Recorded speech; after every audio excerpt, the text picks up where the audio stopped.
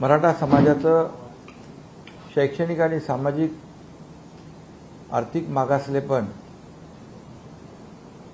तपासण्यासाठी राज्य शासनाने राज्य मागास वर्गाला टर्म्स ऑफ रेफरन्स दिला होता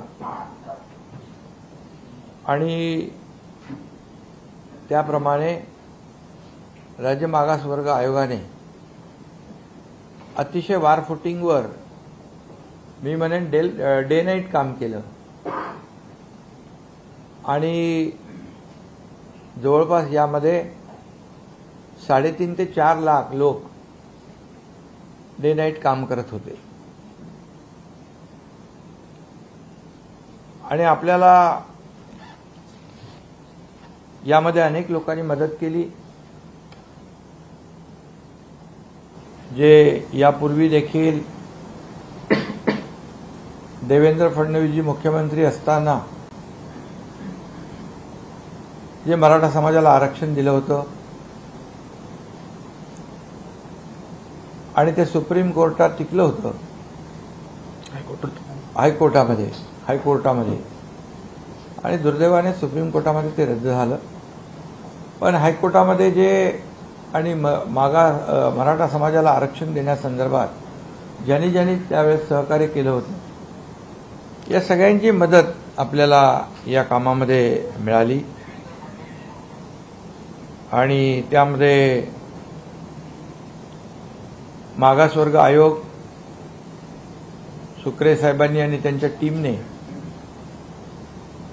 ज्या गोष्टींची ज्या यंत्रणांची आवश्यकता होती त्या सर्व यंत्रणा यामध्ये कामी आणल्या, त्यांचं सहकार्य घेतलं आणि आज हा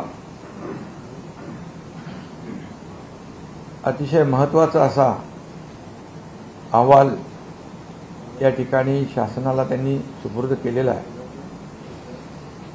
सदर अहवाल मंत्रिमंडळाच्या बैठकीमध्ये ठेवला जाईल आणि त्यामध्ये सादर करून शासन निर्णय घेईल आणि त्यासाठी विशेष अधिवेशन 20 फेब्रुवारीला आपण जाहीर केलेला आहे। त्या अधिवेशनामध्ये या बाबतीमध्ये चर्चा होईल। या कामामध्ये जिल्हाधिकारी, विभागीय आयुक्त, मनपा आयुक्त आणि त्यांची सगळी टीम हे काम करत होती आणि जवळपास 2.25 कोटींपेक्षा जास्त कुटुंबांचं सर्वेक्षण यामध्ये करण्यात आलं। त्यामुळे मी पुन्हा एकदा सांगतो की आदरणीय सुक्रे साहेब आणि त्यांच्या टीमचं मनापासून मी अभिनंदन करतो। ज्या पद्धतीने काम झालेलं आहे त्यामुळे आम्हाला शासनाला विश्वास आहे की मराठा समाजाला शैक्षणिक आणि सामाजिक मागासलेपणावर टिकणारं, कायद्याच्या चौकटीत बसणारं आरक्षण ओबीसीला कोणताही धक्का न लावता, इतर समाजावर कुठलाही अन्याय न करता या ठिकाणी मराठा समाजाला देय असलेलं टिकणारं आणि कायद्याच्या चौकटीत बसणारं आरक्षण